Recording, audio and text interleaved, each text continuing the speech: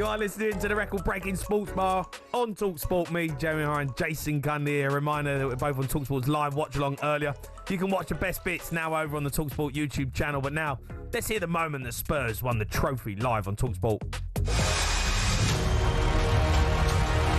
Spurs turning over possession, working out towards Richarlison. It's 0-0. Excellent run inside the penalty area from Rodrigo Bentancur. Laid out towards the left, balling towards the near post, and he's in! Spurs lead through Brennan Johnson. It's the kind of goal that the game deserves. Scruffy in the extreme. Spurs fans will not care. Oh, what a night for the boys. What a night for any Spurs fan. You can give us a call, 03717 223344. Let's go to Neil. He's a Spurs fan. All right, Neil? All right, Neil. Hello, Jamie. Hello, Cundy. How are you, Neil? Up the Spurs. Up the Spurs. Come on, I can't believe it. Cundy, first of all, I've got to say thank you for saying, well done, enjoy it and all that. Well done, Neil. Congratulations. I know what it's like to win a trophy. I know how it feels, so well done. Well done. No, thank you for that. But at the same time, I can't believe you've come in tonight and you're not rung in sick. That's the first thing I wanted to say. I can't believe you've come in. Always here. Neil, how good is it? What a feeling. What a feeling. It is a feeling. The thing is, you've got to imagine, all season I've been behind fans, but the thing is the reality is that he has really dug deep and he's managed to get us through to this final, and somehow he's managed to get us winning along with that team. And the last few months it's been degrading as a Spurs fan. It's been so tough. You want to slate the manager, you want Levy out, all this stuff. And the reality is we've dug deep, we've got the final, we've got the trophy, and we've managed to be the best team in London this season, as Jamie said. Yeah, they are. Up the Spurs, Neil. Up the Spurs. What are we doing? Where are you? Where'd you watch it?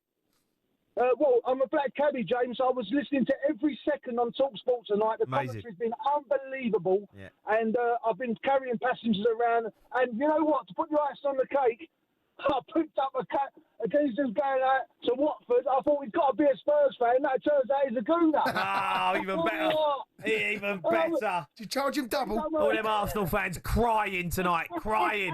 Yeah, my cabbie mates who are gooners. I know they're going to be listening tonight. All you gooner cabbies out there picking up the Spurs boys from White Hart Lane. Yeah, pick them up. Take us out. Get the champers ready, you mugs. No, it's been brilliant. No, but the commentary's been amazing on talkSPORT. I've listened to every second, and a few of my pals are out there tonight, and I'm so pleased they're out there and have experienced that final. That's amazing. Yeah. Amazing. The scenes, mate. The scenes. I have to say, fair play to Spurs. The scenes look incredible. I don't know. I would have loved to have been out there, but honestly, the fans, it looks like they're having the time of their lives, and it's been a tough one, hasn't it, Neil? 17 years we've waited. It has been a long time. It has a long time. I used to go over there as a kid with my best mate's dad and my granddad when he was alive, and all them years of glory nights my granddad used to tell me about, and I've never been able to. This is unbelievable. I'm gutted I weren't over there at White Hart Lane tonight or over in Bilbao, but nevertheless, come on, you Spurs. Can't believe it. Yeah, incredible. Neil, top man, mate. You're the underdog, right? I mean, Palace beating, winning the FA Cup. Newcastle won their first. The bookies had us as underdogs, I guess. No, I mean, in terms of first trophy first trophy ever. I didn't think we was underdogs going into the game in terms of history. Yeah, but Spurs haven't won a trophy haven't won that since '84. Yeah. Palace never won an FA Cup, never. Newcastle, first trophy they win since year dot whatever it is. It's one of those seasons, mate. Oh, it's unbelievable. Let's go to Steve. He's a Man United fan. All right, Steve? Steve-O. Hi, you okay, boys? I'm good, mate. All right, mate. Good. How you feeling? Commiserations. How am I feeling? We are an absolute disaster, the club. Amorim needs to go. The whole team needs to be put on the transfer list and get absolutely sold. Jim Ratcliffe is going to be rubbing his hands tonight going, I can make more cuts now to the club. And I beg Matheus Cunha not to come to Man United. Please, Matheus, if you're listening, don't come to United. You deserve better. Gee. I mean, how are you going to improve then if you're telling all the players not to join you? How are you going to get better? Well, I'm not being funny, right? We might as just go and sign Championship players in lower League 1 and 2 because that's all we deserve at the minute, where we are. Yeah, worrying times, I think, for Man United right now. Well, you giggly. They're terrible, aren't they? They are. They are, like, genuinely. Steve, yous are terrible. But you know what? They've got under the big rat. They've got worse. They've got big worse under the big rat, haven't they? Yeah.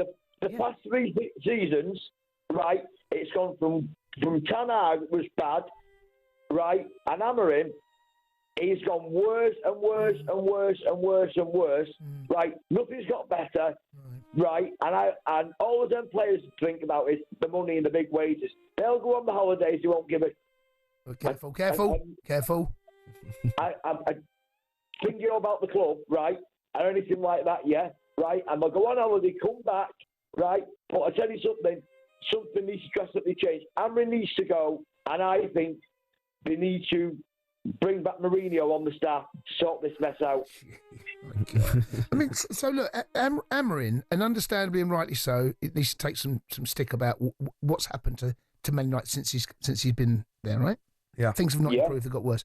But I said this the other night, whoever employed him, they're the ones you've got to look at, because you knew what you were getting into bed with. You knew exactly what he was as a manager. You know, and we saw it. We saw what he did against Man City, right? He had the team he wanted in the Champions League, and they play 3 at the back. And he would have said to them, I'm going to play 3 at the back. This is what I'm going to do. I'm going to come in here, I'm going to play 3 at the back. And they made him come midway through the season. Whoever made that call, they need to be looked at. Because if they do sack him, they're going to go through the same process. They'll have 3 managers in each season, in a year. I don't know if he's not the answer. He's not. Well, honestly, they're terrible, Jace. It's like the football they're playing. They don't know how to break a team down. I agree with all that. The players they got, they're not that bad. What they showed tonight, they're not that bad. Højlund looks like a lost little boy, mate, up there. He's playing with Gurkhas. He needs a centre forward that you can play balls up and stick, play a ball up there and win headers. Højlund, mate, he does this. I feel for him because he needs players. He needs a 10, doesn't he? But the system doesn't allow that. No. The system doesn't allow a 10. No. That's why Bruno was so deep. Bruno needs to be up, but they don't have a 10. Well, that system don't work. That system will not allow, and that you can drift inside. Of course, you can drive in those areas. All over the pitch, mate. I feel for Højlund. I don't see. I feel for him, mate. Well, come on, mate. He's got to do better as a centre forward for Man United. Of course, £70 million. But then, come on. But then you're looking at Amorim, right? How is he going to have a team have a strike for the way he wants to play without a number 9? How does he set that up? How does he do that? Well, Højlund was a waste of space out there tonight. Yeah. There's a lot of them out there. But you're right, Bruno Fernandes playing centre midfield. Yeah, I know. It's a number 10. I know. What chance you got when your best players having to, defend? There is no 10. The system. It's there is no 10. This system 3-4-3. It's a joke. It's right you're playing it at Wolves or whatever, and you're allowed to sit in and not have the ball and play on the counter attack. You're Man United. You've got to go and win the game. You've got to go and have the ball. You've got to make things happen. You've got to dictate tempos. They were terrible. Terrible. They were terrible, mate. The worst performance I've ever seen in the final. I can't argue with that.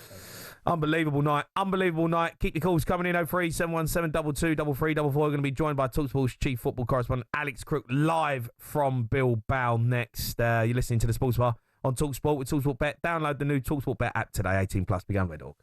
The Sports Bar with Jamie O'Hara and Jason Cundy.